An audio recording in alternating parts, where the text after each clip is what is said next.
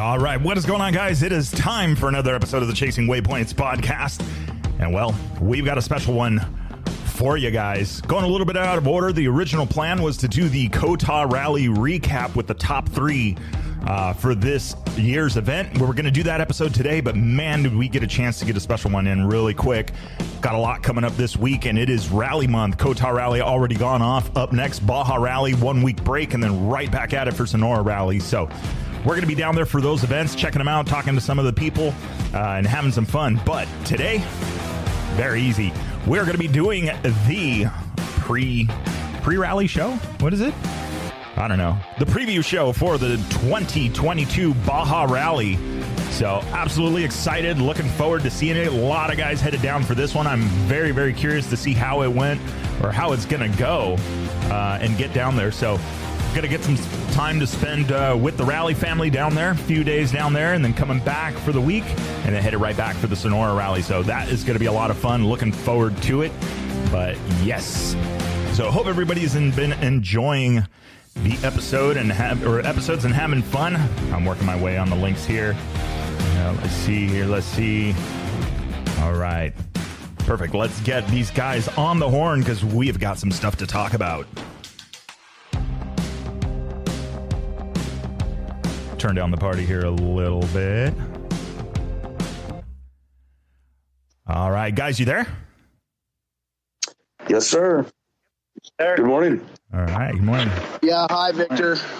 All right, looks like we got Scotty Bloom, Danny Zaragoza, and Mauricio Parra, the Baja Rally, the trifecta. What's going on, guys? How are you guys? Ready to rock and roll. Super good, man. Super good. Yeah, Thank you. Just a few days out, right? 10th anniversary? Well, this will be our 10th one. Nice. All right. So a lot of stuff been going on over the last couple of weeks with rain and weather and all sorts of fun stuff. So this is the preview show for the Baja Rally. So I think the most important part we got to talk about is because we've seen some of these social media posts and stuff that you guys have been doing, rerouting or rerunning the courses, validating the courses and stuff like that. Let's talk a little bit about that. Hey guys, what's going on? Super quick break in the podcast episode. I hope you guys are enjoying. I just wanted to mention really quick, I've been using the Anchor.fm platform for all of the podcast distribution and everything, and it is very, very simple. So if you guys have been thinking about getting into your own podcast, doing your own thing, talking about your own adventures and what you've got going on your side of the planet, it is very, very simple. All you got to do is go down to your app store, whatever that may be, if it's Android or if it's on Apple, download the Anchor app, or you can also go to Anchor.fm, create an account, and get started. It is super, super simple. So anyway, with that being said, back to the episode. Oh, Scotty, you there? Sorry about that. Victor, before a good rally or a proper competition rally, the organizer team is going to, make a final pass through the stages. It takes months and sometimes years to put like a 5 or 6 day rally raid together. And so the general, custom is in the last week, some organizers going to send out a blind test, like a test pilot, crash test dummy guy that doesn't know anywhere the starts or finishes are, that if they can successfully make it through, then it looks like the stage can go on and go to mass print. Okay, so we're getting ready to do mass print for 6 stages, and we have this hurricane. We see it coming for a week. So we would do our pre-run about 2 weeks before. The hurricane rained on the course about 3 weeks before. So Mauricio and I had to wait it out and watch the hurricane come all the way up the coast and dump really like more than the last 10 years. It really pounded. This is our third hurricane in 7 or 8 years. But so the point is Mauricio and I spent 5 days last week together in the car. 3 of those days was like 7 in the morning or 8 in the morning, all the way until 6 or 7 p.m. Long days, and just basically adding about 15 to 20% more hazards. So if a stage had 100 hazards, it now has 115 or 120. So that work continues tomorrow, Tuesday, Wednesday on the marathon stage to just verify the most southernmost stages. But we're optimistic and we look like we're in good shape. 3 or 4 of the stages are ready for mass print.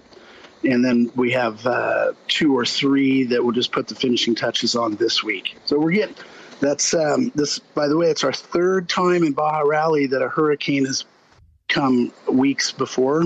In 2014, it was Odile. That came up Cabo and pretty much wrecked a lot of the course in 2014. 4 years later, in 2018, it was Huracan Rosa. And that happened just basically 5 or 6 days before the rally. And 4 years later, it seems like it's a 4-year cycle. Here we are in 22. So the course also, it's, we've been held up by the lockdown, for 2 full years, 2020 and 2021. So we're pent up. We have a lot of pent up demand and a lot of pent up energy and a lot of pent up organization ready to execute 1 week from today. Nice. And so this is interesting. And I remember very clearly. So I remember Rosa's Revenge, the name of one of the stages in 2018. And then I'll never forget you coming back out of the field all muddy, in riding gear, the day of the scrutineering, had just finished up rerunning one of the stages, just making sure that everything was still passable. So I've seen firsthand how big of a challenge these things can be. Yeah, it is. And, there's only one reason. It's just safety.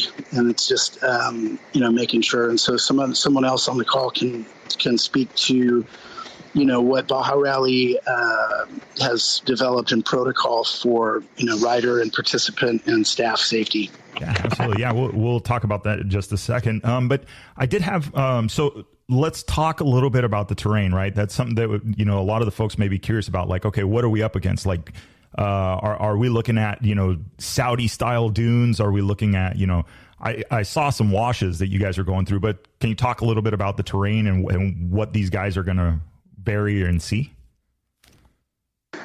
Yeah, for sure, Victor. We have, our highest number of rookies. I think we have over a dozen first timers, rookie guys, and a few people that'll be riding in Baja for the first time.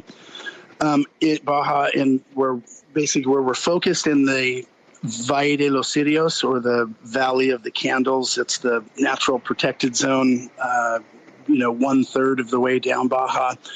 It's so variable, and there's a reason for it. I mean, guys are going to have sand washes. They're going to have volcanic rock, shale. They will have gravel, soil, kind of like that Colorado, red, silky soil, not too much whoops, some technical hill climbs that people need to be in store for, fast, flowing, smooth, single track in some spots. It's just a really dynamic variety of terrain that changes. And the quick reason for that, it's Baja's this really skinny peninsula, 1,000 miles long, separated by 2 bodies of water and a big 12,000 foot peak in the middle of the north. And so super variable. I think we have some more intermediate riders that aren't really off-road racers. And I'm confident that if they're, have been working out and riding and getting seat time, they will make it they have the capability to make it to the very end. Nice. And I didn't make it too hard. We didn't want to make it. Yeah, didn't want to make it too technical. Too crazy. Now, and I'm thinking, I'm guessing I've already seen some of the posts from around the Baja Peninsula. A lot of people pre-running for the Baja 400, stuff like that when that was going on. The washes. It sounds like we've got virgin washes again that aren't all whooped out. Well, I don't like to underestimate the locals of how soon that they will turn that virgin wash into a shortcut. Outside of Catavina, we found a number of them, and how virgin they will be after 2 weeks might not be so much so. but definitely took some whoops or took some bumps out. And we're typically not racing on the same old or the same clapped out roads every time.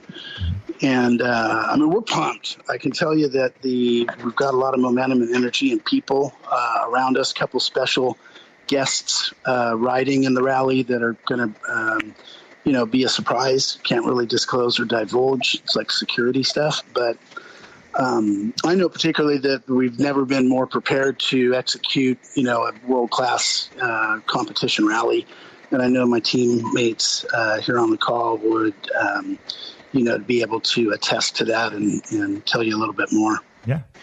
No, and that's an interesting thing that you mentioned, with a lot of rookie riders riding this time around and some intermediate guys. I'm sure that was a consideration as far as safety goes. So let's switch over to that. Danny, we're talking safety and recovery and all of these things that you guys got going. Tell me a little bit about it. Yeah, thanks for having us on, man. It's great talking to you. Been a little bit. Yeah.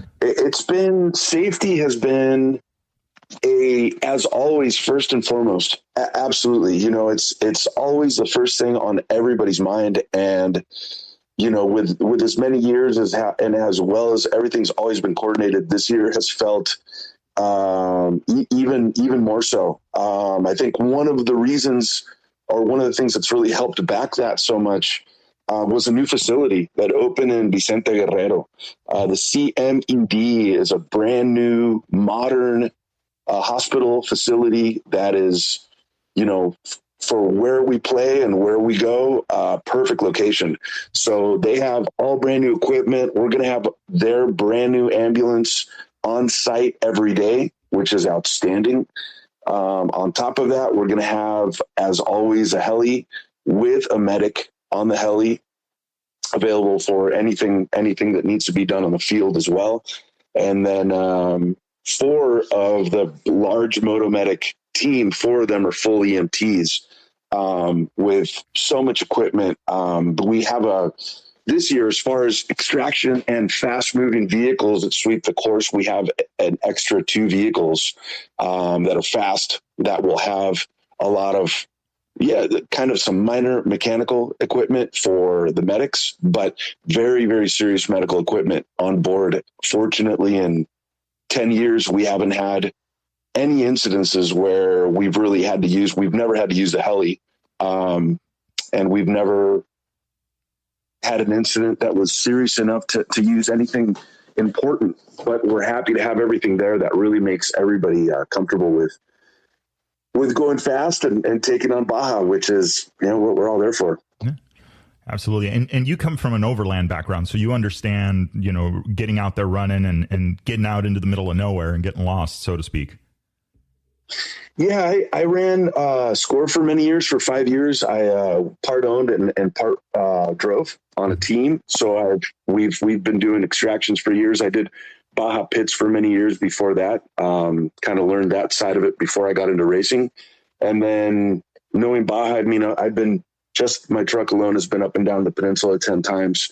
So yeah, I'm very used to medic extraction when needed, and very used to being in the most remote areas of Baja and how to communicate with each other, or how to perform when you can't communicate with absolutely anybody and you need to just get the job done. So we ride right behind, we're fast. We ride right behind the very last motos, and we make sure they always see us. They feel very comfortable to see a couple of, fast moving trucks back there that can pick up and extract if anything goes sideways. And when everything goes perfect, how it's usually been, it's just fun to see everybody out there. So great mix.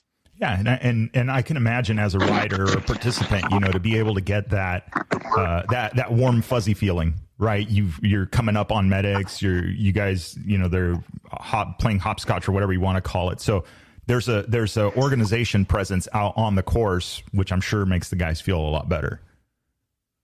Yeah, for sure. Yeah, Victor, if I can add to what Danny said, there's a couple of key people and things about the overall safety protocol that make it all come together. It's evolved, in 10 years. Satellite Phone Store provides these ICOM push-to-talk SAT radios.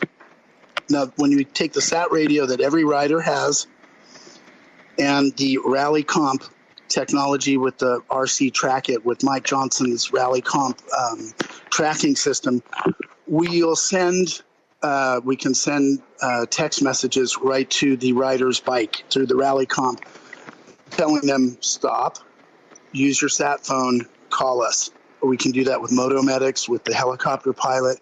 It's part of what Danny is talking about making the safety protocol the most important piece of the puzzle. And so with those satellite phone store, sat radios and the Rally Comp tracking system, like you just said, the riders get that warm and fuzzy feeling.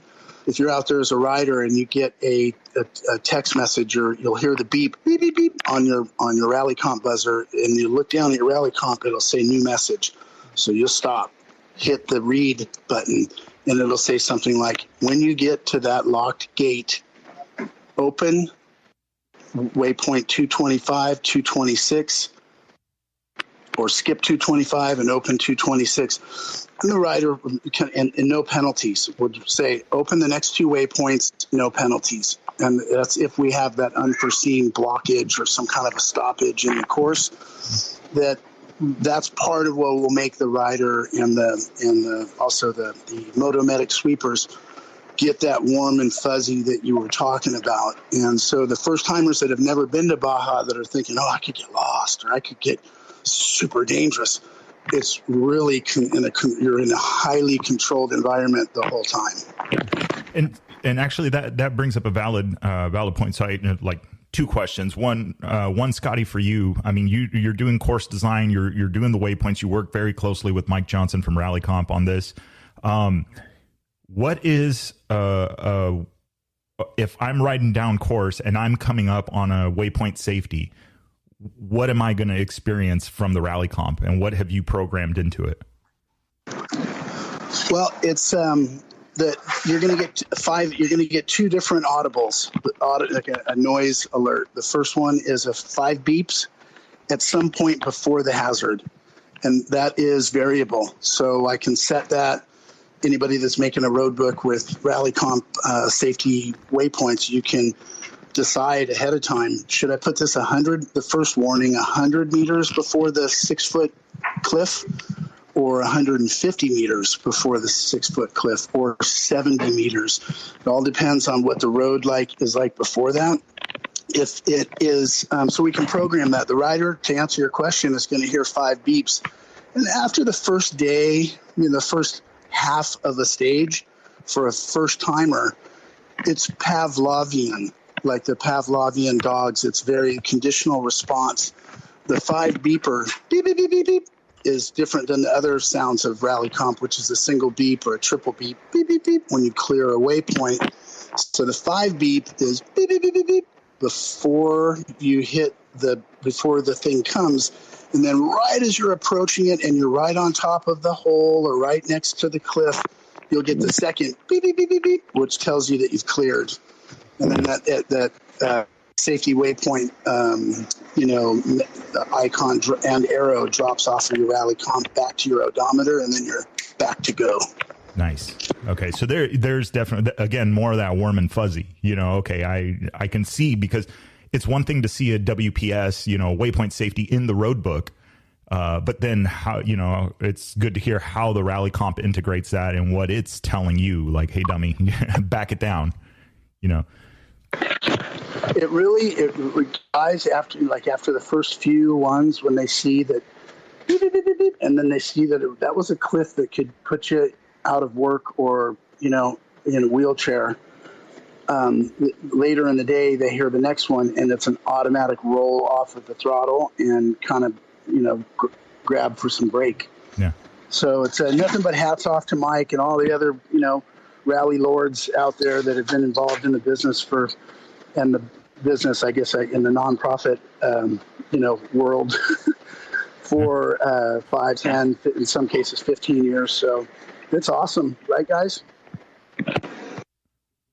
Yeah, we love it as well as the sweep team, because we all have literally everybody on course, whether you're staff or rider, everybody has the same equipment.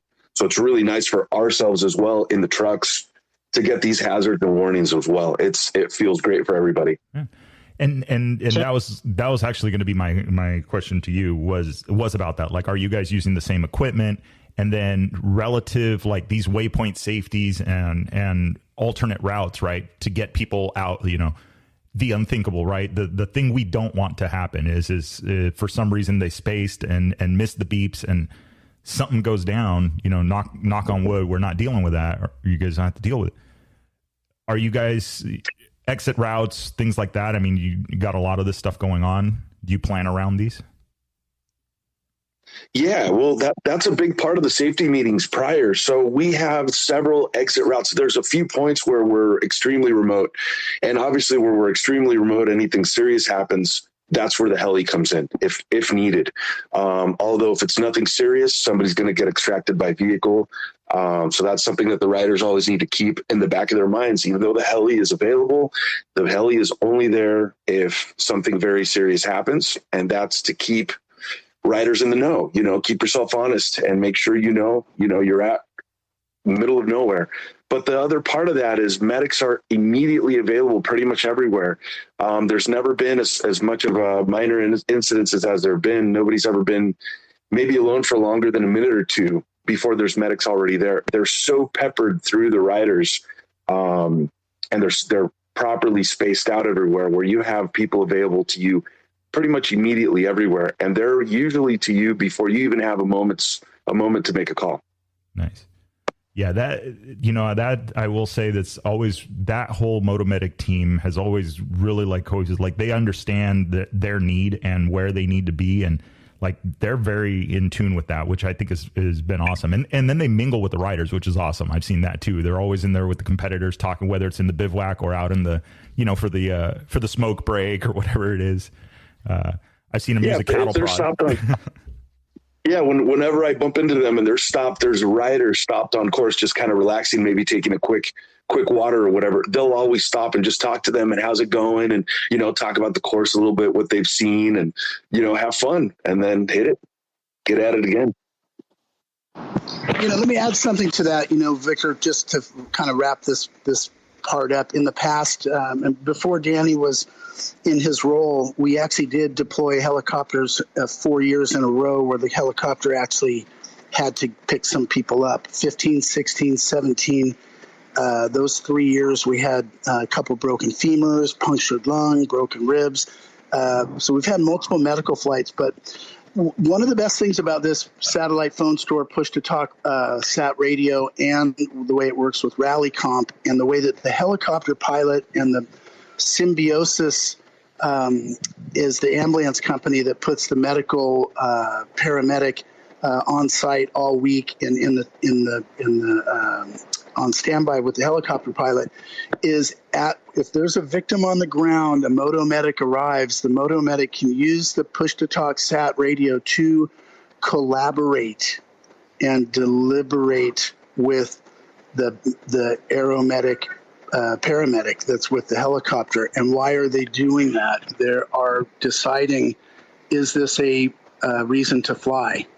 And instead of one person making a guess or a decision to launch the helicopter for an extraction, there's multiple downsides to doing that. If you have the opportunity cost of another victim that's a serious unconscious, trauma situation that's life-threatening, that's taken into consideration. But never before 2016, anywhere in SCORE, anywhere in Baja Racing, anywhere ever in Baja, did you ever have that kind of communication, collaboration on site with the victim, with a medical professional EMT, deliberating with another EMT on the decision whether or not to deploy the helicopter.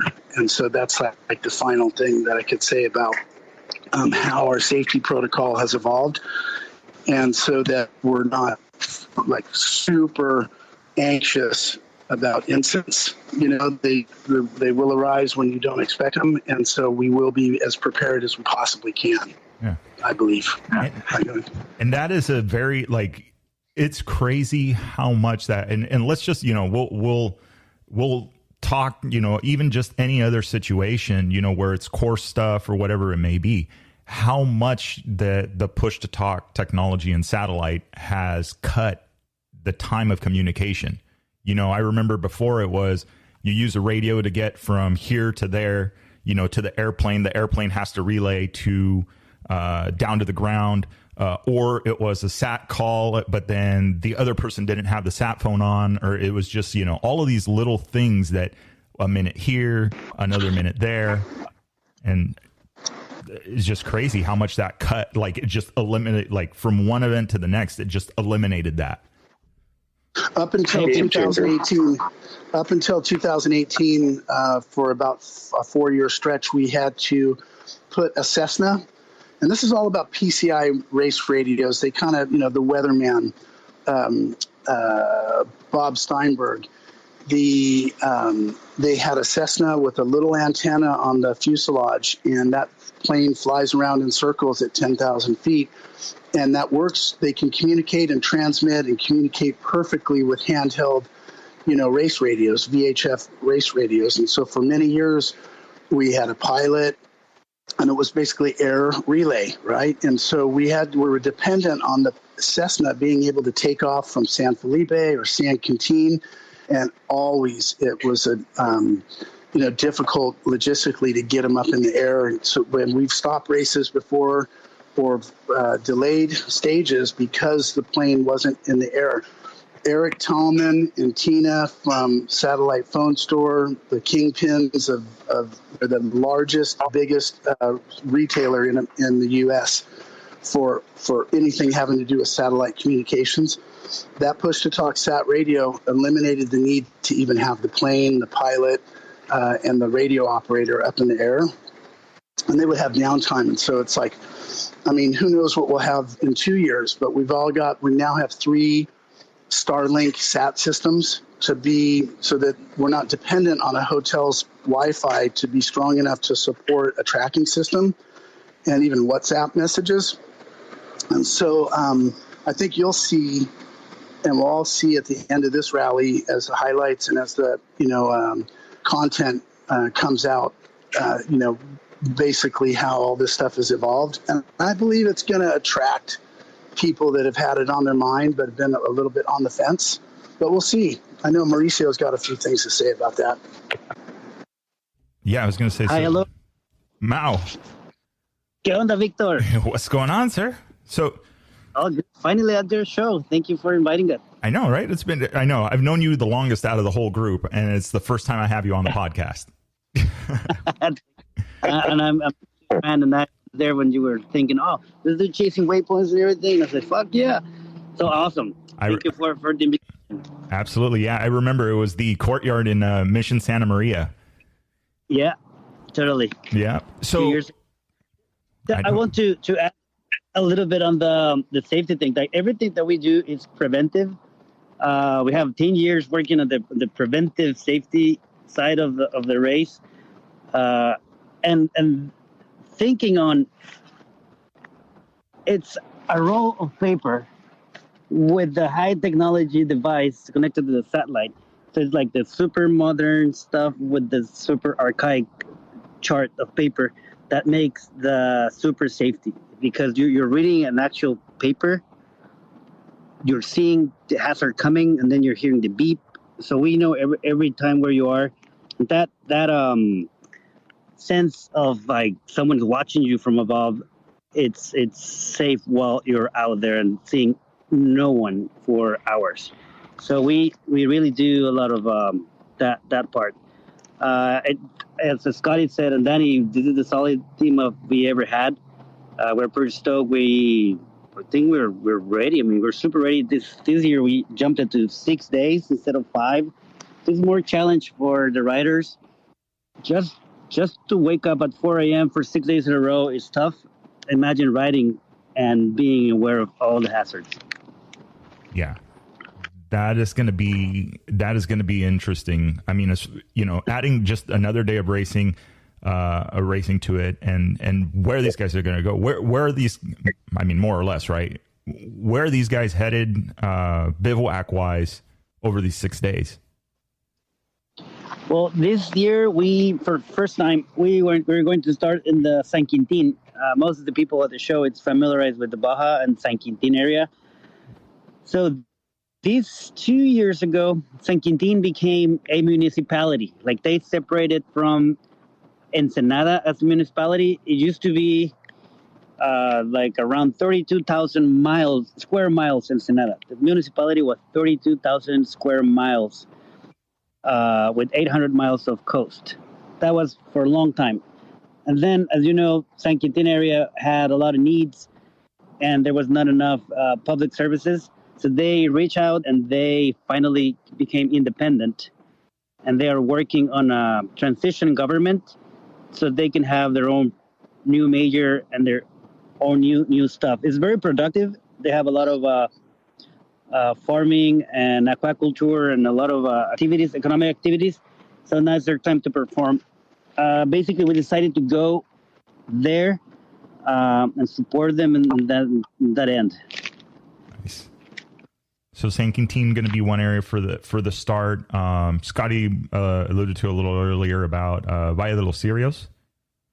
Yes, Valle de los Cirios. We're starting San Quintin, and then we're going down south of most of the race is going to be in this national park, beautiful national park.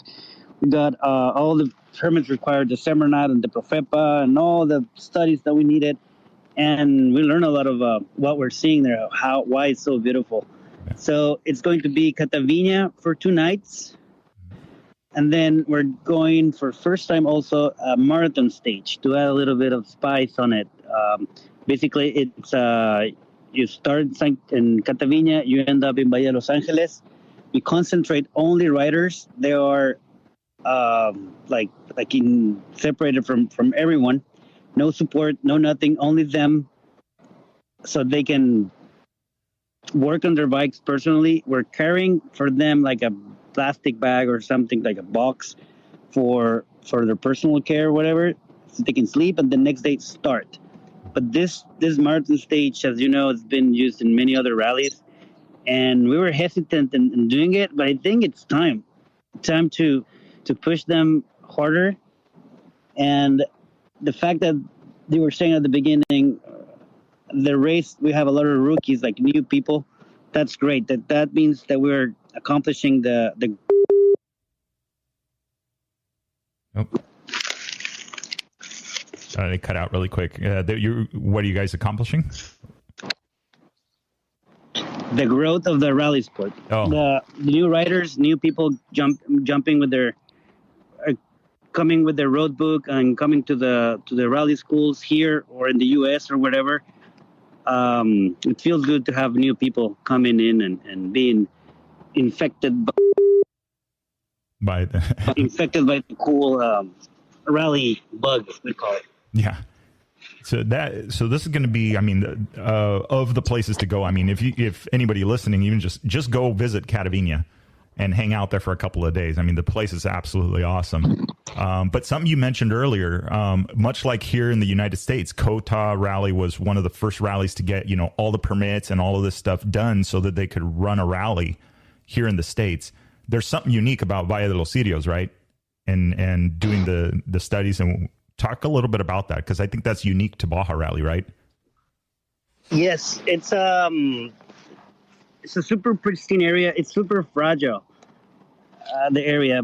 So most of the people have been there. It's you can say, it's everything dead, but it's not. It's everything alive, and they call it the Bojum, so the Cirios. You have the mice, and you have the bat, and you have all these type of things that make it beautiful. And the government requires any activity that you want to make on the national protected area has to comply with the huge study that you need to hire other people, and they do all this biologists just to measure the impact and then to see the way to compensate that impact.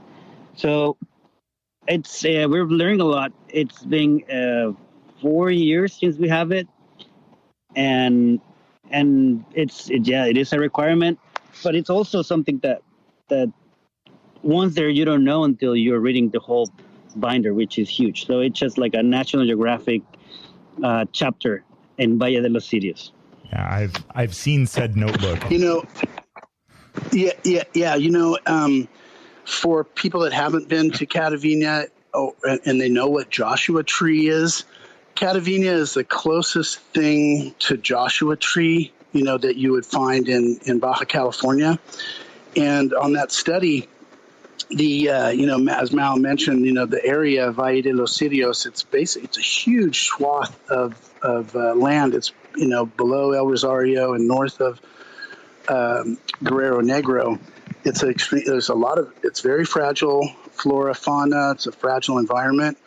And, it's almost as fragile as some of the, people who question motorized vehicles in those areas and question something like motorsports. The findings from our environmental impact study is that there is essentially zero relative impact of 30 or 50 motorcycles passing one time on an existing road. That we look at the weight, the tire spin, the species, the time of day, day versus night. And the findings from it's got to be a 2,000 or 3,000 page, it's maybe almost 2,000 page document. The findings at the very end is that this event has zero measurable impact. And that's something that we, you can imagine that, but it's been articulated and expressed by attorneys and biologists. And so thanks to Mauricio, for putting that together. Also, something that plays a huge role and we don't notice, aside from the beautifulness around it, is that there's a lot of locals living there. They work there, they use the roads, and the erosion that big cars that go through or stuff can harm to their daily commute, or most of us have been through there. So also that takes place, and how are we benefiting or affecting the area? But we love it there. We meeting the ejidos and the ranchers, and right now it's lobster season. So like most of the lobster, we call the Mexican lobster, is sent to Asia continent by plane alive, and that area is where they picked it up. They pick up the lobsters and send it. So it's stuff that we don't see or we don't know. We think there's nothing, but there's a lot of things around there. Nice. Yeah, that, it's interesting, all these years and all that stuff. And I fell in love with the whole, I'm hearing Scotty talk about the area, and I'm getting goosebumps, just remembering, the tree, the cactus, the boojum trees, all of that stuff. I mean, it's like, I remember it was Danny actually that mentioned it. He's like, it's like Dr. Seuss land. These are like the Dr. Seuss trees that you see. And no, you could tell Dr. Seuss spent a lot of time out there eating something. Yeah. I'm not sure if it was the lobster, but but that's news to me. I did not know that was a big exportation area for lobster, live lobster. Lobster, abalone, and a lot of seashells, everything. And that's what we wanted to have. I mean, this is a Mexican race in Mexico, not for Mexicans necessarily, but from everyone in the world. So we have it. You can see it as a patio, but there's it's remote. Of course, it's remote. That's we have no good communications. The magic of this being remote is because there's no cell service. The minute we have cell service there, everything will start growing and it'll become a big ranch, and then a town, and then a city. So let's try to keep it as is, safe, and friends with everyone on the native people from there. Yeah. This rally for us, it's like a landmark or like a highlight. It's big as it's after 2 years. We're all excited just to have it, and we have a solid team. Thanks to our volunteers coming from Mexico City, from Ensenada, from Tijuana, from the U.S. So it's great. I mean, you should take a look, or invite all the audience to at least ask more questions or anything, we're here to promote our rally and any other rally, just to promote the rally navigation sport. Yes. Yeah. And if I could add something really quick, there is myself being from Mexico as well. Originally, I live in San Diego, but I'm from Mexico, and being part of the majority of my life of the racing community in general, Baja and elsewhere. The thing that makes me the most proud about being part of this team is the absolute connection we have with the locals, with the ejidatarios, with the ejidos themselves, and the way that we're received is something that I had never seen before, and it's something that I try to make sure everybody knows. We're so welcome down there, and one of the reasons for it is the total and constant communication for not just a year or two, while things have been kind of the subject of talk in the racing community between ejidos and races having problems, but every time we go down there and every time we're making course and we either meet new ranchers or see the ranchers we've, have been dealing with since way before even I was involved with the rally, has been a pleasure every time. And I've never been used to that. And I am slowly getting completely used to that, being part of this team. So really proud of how much, Baja Rally being a Mexican race is really, connected with our people, with my people, and how they, how we take care of the land and how we leave it, how we left it, and spend a lot of time improving it. So I appreciate that a lot. Yeah. Yeah. And that's the whole team working on that. And and Scotty Yes. and Mao being the front runners, getting out, going and knocking on doors. Hey, can we borrow your land? Doing that stuff. So it's, Well, their face. How about their faces when they see Scotty speak Spanish? Yeah. What? Yeah. They love that. Yeah, it's true. But that warm feeling that they get is, I doubt that there's a lot of organizations out there that get that welcome when it comes to, them knocking on the doors. So that is, Yes. is very important for the life of the event and for the longevity of the event as well. Cheers to that. Something that's interesting about this is that as this years go on, Baja Rally is outliving the appointed people, the appointed officials in some of the levels of government. For instance, as the government changes, new people are appointed in the agencies, things like civil protection or the environmental agency, which is called Seminat. And as Mauricio was doing all this work, and what I noticed is he would take a letter or go to a delegación, which is like a regional jurisdiction town, for instance, El Rosario or Punta Prieta, and need to talk to the new appointed delegado or like the small town sheriff. And we're going in there with an ask. We're asking for the permit. We're asking for the permission. And one of the things Mauricio uncovered in this last week or two is that he pulled a letter from 3 or 4 years ago of this delegado's predecessor, not only giving us the permit, but also talking favorably about the distinction of a rally raid versus the normal pre-running and normal off-road racing.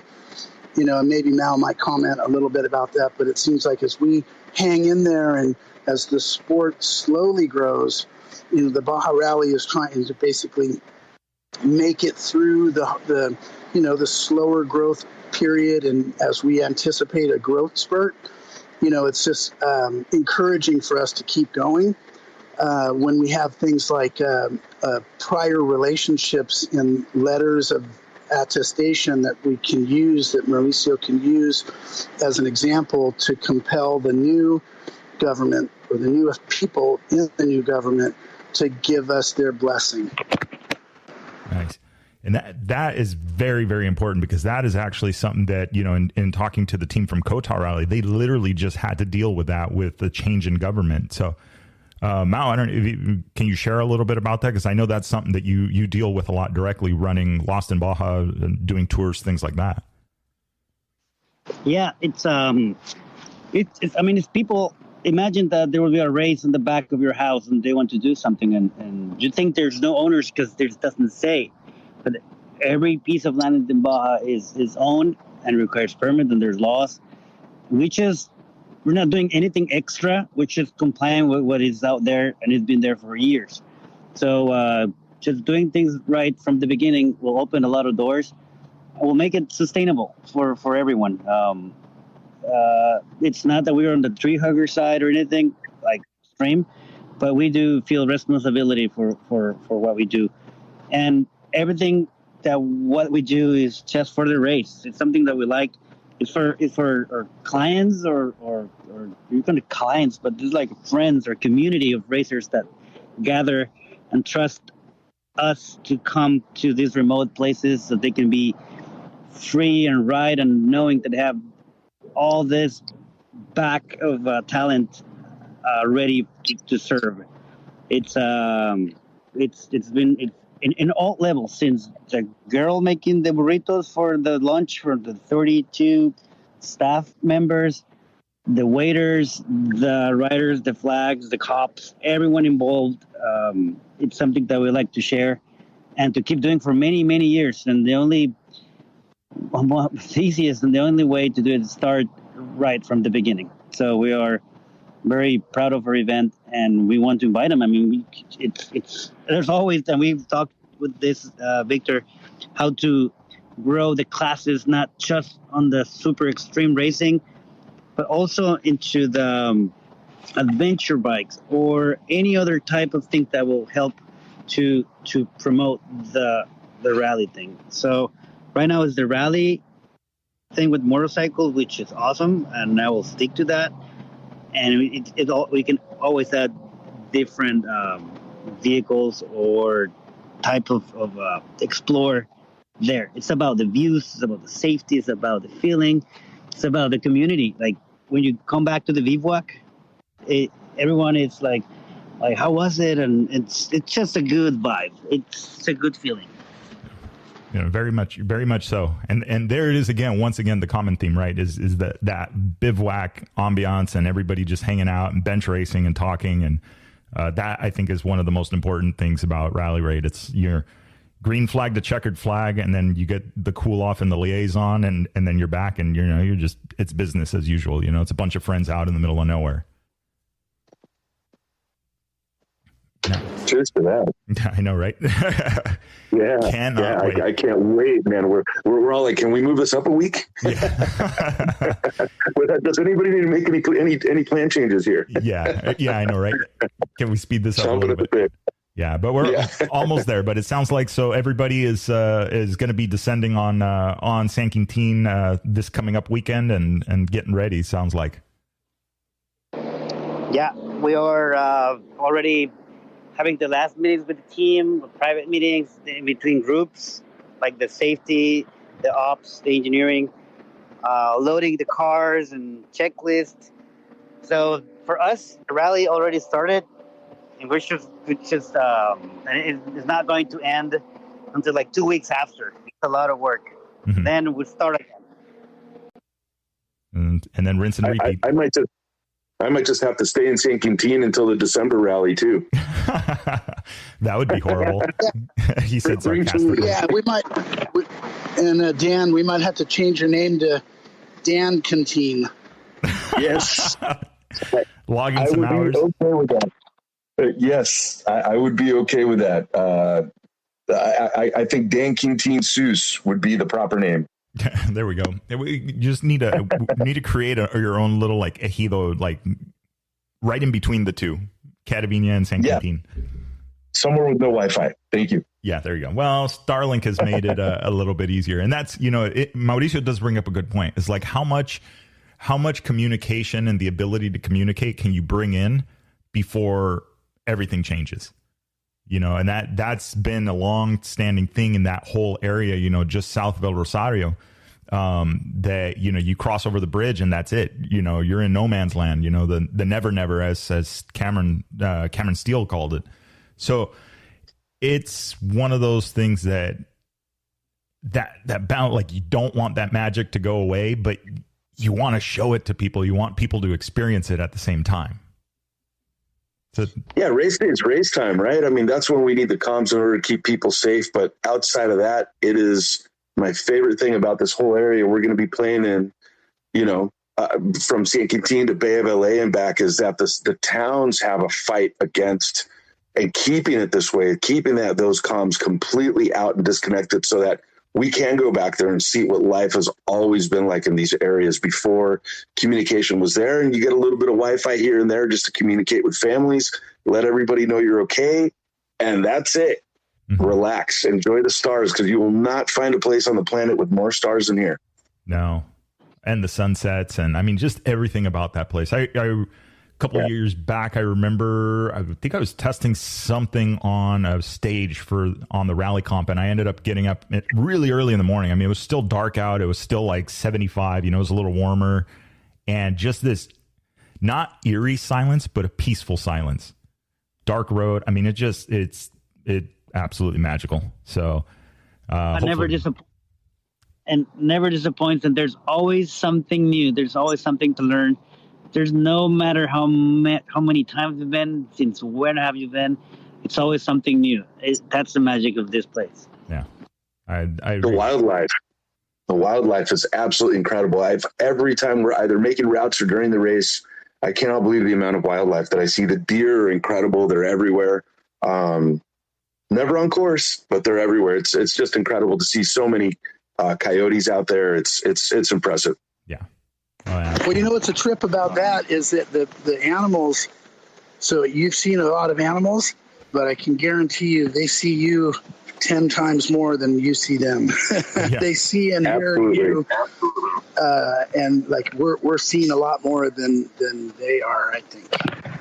UFOs and shit. Yeah. Yeah. Yeah. That would be the place to see them. Yeah, we're not noisy and we're spread out, so they're just not as timid about us. So it's just the opportunity of seeing a lot of the wildlife out there is impressive, because I'm used to being in something bigger, louder, and with a lot more loudness hanging out around us, a lot more vehicles, and so that scares absolutely everything away. And in these cases, it's just not the case. There's just so much out there; it's incredible. Yeah, well, yeah, and then it's a group, and then the group is gone. And then, right. Mauricio kind of alluded to this earlier when they were doing the impact studies. And I remember it's like, if you go back to the same area, I think Scotty had footage of it. It's like literally you go back to the area a few weeks later or a month later or whatever it is, and gone. You have it's back to off piste, maybe a faint trail or something, but it's gone. The 30 bikes that went through, the 50 bikes that went through, whatever, gone. Not a trace. One thing that we noticed this trip with Scotty and I went last week. I mean, obviously we were stuck in the mud for a few hours, and then we went trying to find the actual route. A lot of mud and everything. But if anyone remembers the palm trees from Catavina, there are certain canyons that they were wiped out. Like 40-year-old palm trees on the canyon, they're not there anymore. Wow. So it's nothing. It's not bad necessarily. It's just how things are. It's just the fact that we're noticing. It's just awesome. Yeah. But it will grow again, and then we'll find another place where there are more palms. Mm-hmm. So it's so alive. Yeah. So that's what we're doing it here. We like it, and it's something that we want to share with more and more people every year. Yeah. Yeah. Absolutely. Keep this sport growing, and Scotty nailed it on the head. I mean, I'm just doing the math, and yeah, sure enough, it's like this 4-year cycle. It just kind of gets it's like nature says, okay, we're gonna start over in this area, and there it is. So it sounds like the competitors are in for a treat. Some virgin stuff out there, some new sites, and I think it's going to be really good. Like a sandbox, the nature. Yeah. Uh-oh. Yep. Oh, there he is. All good. All good. Well, cool. Well, let's, final thoughts? Final thoughts is, in the past, it's always been a little bit, hectic in the final weeks where we can't do the extra touch, like the extra credit stuff and the extra touch or the extra... it's always essentials only in the last week or two. But thanks to, 2 years of taking the time off and actually developing a team that we meet weekly, basically year round, with very few skips. If there's 52 weeks, we probably have 47 weekly meetings, and things have been delegated early on. It was my idea, and it's taken years and years and years to delegate and push off things.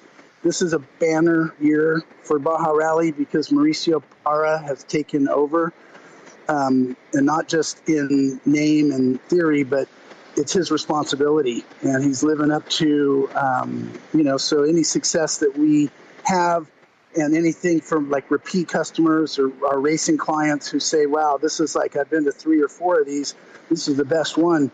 It'll all be because of Mal and Mauricio. We call him Mal, but it would be because of Mauricio, taking the reins and the responsibility and, leading the team, not calls, but down on the ground inside the offices with officials, all over the state of Baja California. So I thought I would add that as my final remarks, because it's been, a 10-year long trip, and I've over the years have really learned to let go of some things, and no one will tell you more than Mauricio. I've really let go of those things, and thank God that Mauricio and Danny and Matt Fryer and all our sponsors and all the people that are working closely with us have picked up all the slack that I left behind. It allows me to focus on the routes and the safety, and maybe a little bit of extra credit as we get a couple days before. Nice. I don't know, Mal, what do you guys have any final thoughts?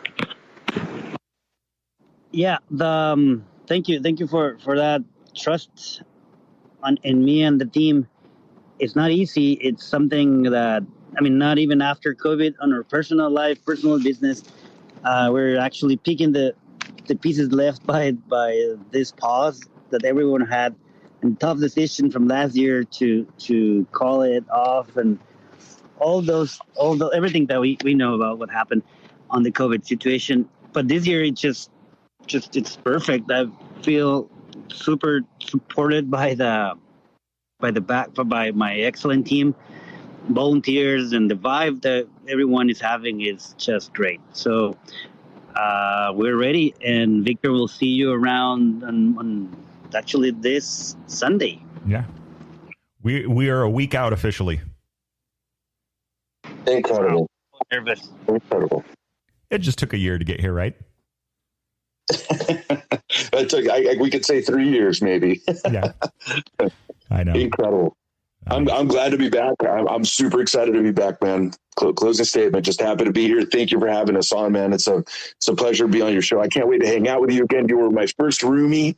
I don't know if that will repeat itself, but I'm going to talk to the big wigs and see if I can get it done. Yeah, we'll be down there having fun, and yeah, I'm looking forward to it. It's been I haven't had a chance to get to a rally this year, so I'm absolutely excited to be at Baja Rally as my first rally this year.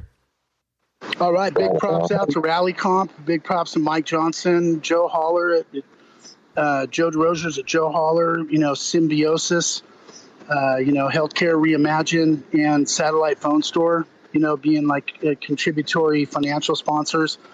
And, of course, to the riders and the team. Super psyched. See you next week. Baja Bound Insurance. Yeah, Baja Bound. Baja Bound Insurance. Thank you guys as well. Nice. Whoops. Yeah, no, not at all. Awesome, brother. Hey guys, awesome, thanks for the safety alert on that one. Bye-bye. Yeah, the beep, beep, beep. Yeah. That's what happens when you start saying names and thank you. There's always something. Yeah. But no, it's super supportive. And they're good friends. And this year they jumped in, no doubt. And it's about everything about safety. So we're covered with Baja Bound and Geoff and his team. It's just great to have. They've been doing so much good stuff in Baja California, and we're co-working with them and joining their team, and they're joining our team. So props to them also.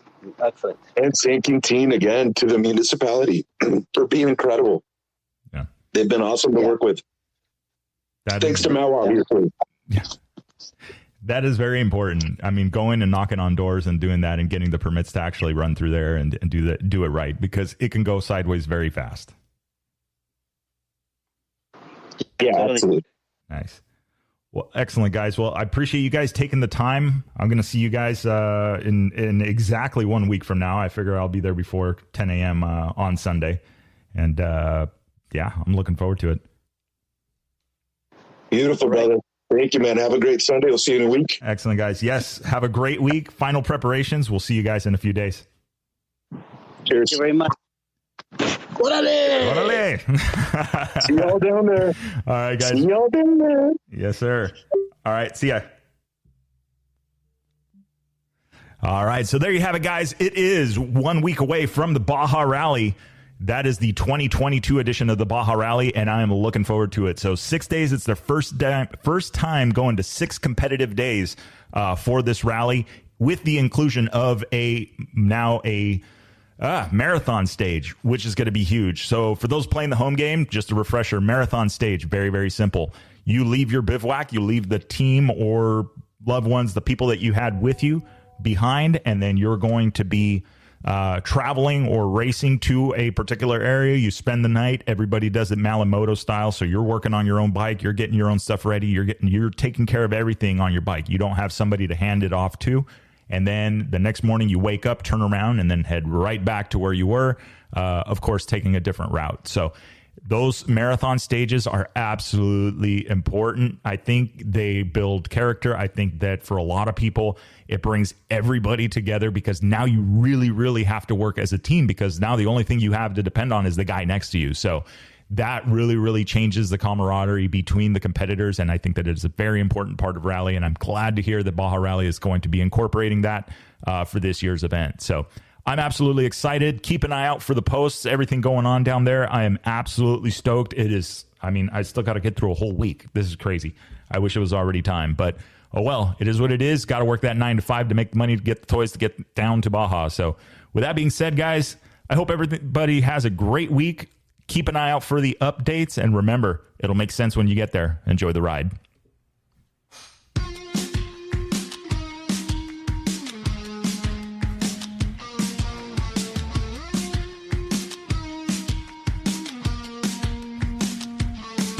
All right, that is a wrap for the Chasing Waypoints podcast this week. Hope you guys enjoyed the show. Don't forget to like and subscribe if you like what you heard. We are available on Apple Podcasts, Google Podcasts, and a bunch of others. Also, follow us on social media. You can find us on Facebook under Chasing Waypoints, Instagram, Chasing Waypoints _official, and, of course, the YouTube under Chasing Waypoints. Hope everybody has a good week. We will see you guys for the next episode. Remember, shiny side up, and don't forget to tag us. We want to see where you guys are riding and what you guys are up to. Have a great week.